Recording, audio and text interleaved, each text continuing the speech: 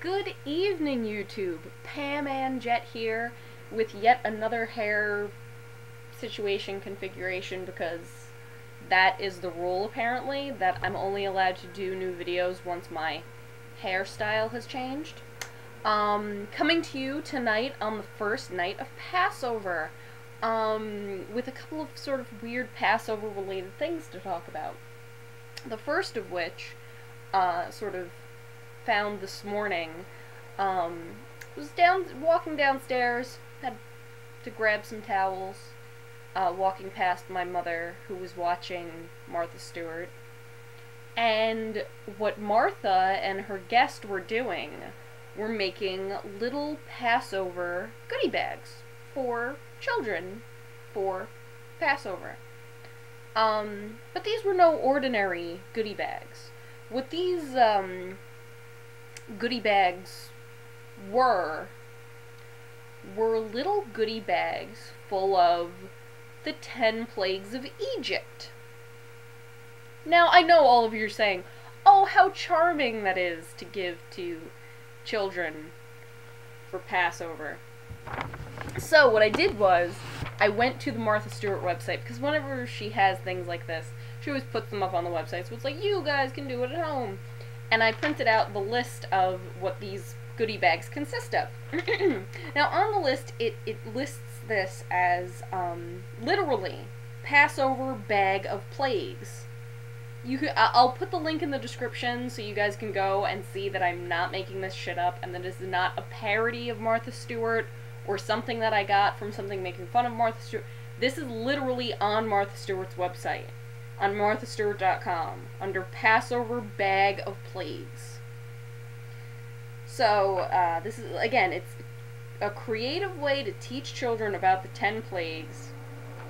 This woman, Erica King, was the guest that was showing this little, project. So here it is. And basically what it is, it's a little trinket or toy or something to symbolize each one of the plagues. So, for the first plague, for the blood, kosher for Passover, because all of the different food items that are sort of listed here are, they obviously have to be kosher for Passover. Dark chocolate covered cherries. Now, cherry cordials, chocolate covered cherries that aren't really cherries, but they're that gooey red blob, which I do agree is very convincing as a blood substitute, are gross enough when you're not, using them as a symbol for blood. Second, frogs, obviously plastic toy frogs, not much surprise there. Lice, sparkly confetti is the suggestion that they put here to symbolize the lice. Because I'm sure anybody out there who's had lice in their life is like, oh yeah, it's no big deal. It's like sparkle confetti. Lice are like sparkle confetti. Wild beasts, you could have plastic lions or tigers for cattle disease, for all the cattle famine. A little plastic toy cow. Aren't these just oh, they're so precious. Another creative one, for the boils, for the plague of boils, little bottles of bubbles. Have some bubbles and then you can blow boils at each other.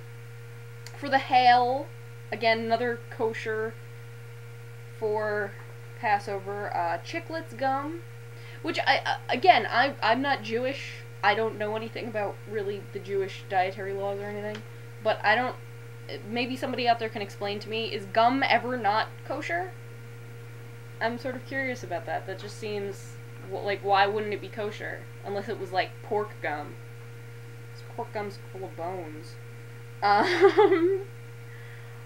For the locust, plastic, toy, bugs, and things. For the darkness, sunglasses. You got some sexy shades for your plague. And you can simulate the plague, at least in your own personal way. And then the slaying of the firstborns, little Halloween skeleton stickers. Again, it's, like I said, I'll put the link. You guys can go see it yourself. I think it's fucking hilarious. So, the weird thing about this was not the only really bizarre plague-oriented, Passover-related thing that I've come in contact with lately. I was coming home from work one night, and I passed by this store that had a bunch of different Passover-related kind of toys and treats in the window. One of which was, you know those, like, inflatable punching bag things that, you know, you would get when you were little, and it would have, like, picture of, like, Hulk Hogan or the Ultimate Warrior or somebody on it, and you would, like, punch it, but it had, like, the sand in the bottom, so it would be like a Weeble, and it would just keep coming back. Well, it was one of those, but instead of being, like, a professional wrestler, it was Rameses. And Rameses amidst the plagues. And across the top of the thing it said, "Let my people go."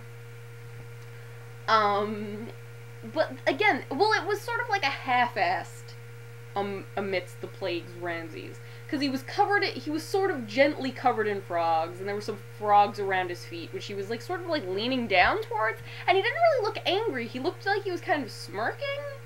So he didn't look, like, threatening, but he also didn't look threatened. And there was, like, a river of blood in the background, but the thing that I loved the most about it was that there was one little plague frog sitting on his head and smiling. Like, a precious, adorable, like, cute little cartoon frog. I've been doing a photo blog, so I posted photos of this on there, so I'll put that in the link as well. And so this sort of got me thinking about my own childhood of fucked up things having to do with the Exodus story.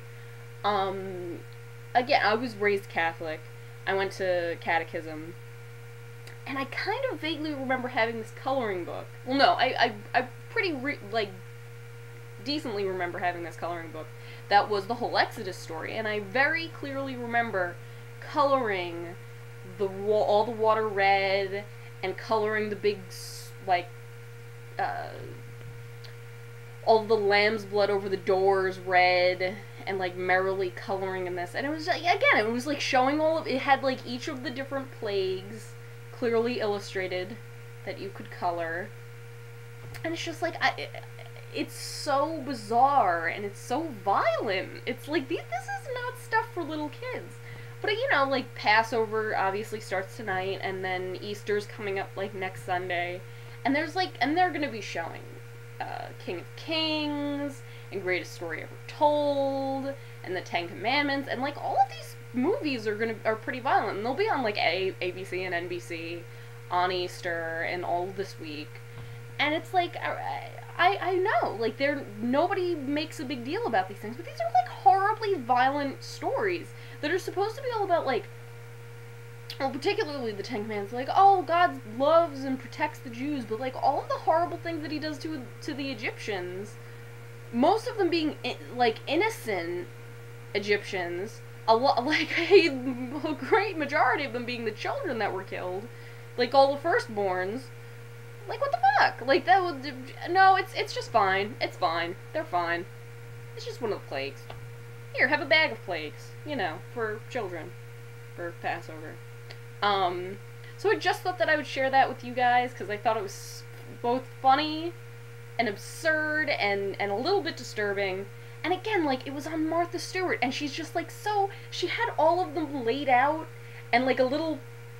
place card that said what plague it was, like, next to each of the different little toy or whatever it was that represented the plague. And she was like, oh, isn't this so... Oh, look, and we're gonna put it in a little bag, and we're gonna list the plagues for the kids, and they're gonna have so much fun when they, you know, like, when they start getting antsy and they're getting a little bit bored at dinner, and you can just give them this bag of plagues to go play with. So, hopefully I'll be getting some more videos out soon, and until then, I'm Pam Anjet. Stay classy, YouTube.